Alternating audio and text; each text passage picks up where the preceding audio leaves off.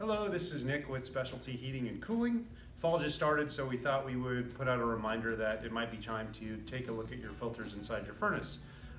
Dirty filters are typically the number one reason why customers call us to get their furnaces checked or started up again. They often can fail when you have a dirty filter. And so we have a few examples of some dirty filters here. Customers may have gone a little longer than maybe they should have before changing. This one actually you can see is quite filthy.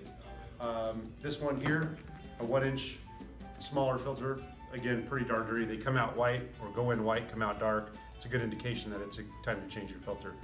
Typically you want to do it every 3 months if possible. The larger ones like this one, they can last about 6 months, and our purification cartridges, those can last 9 months to a year sometimes.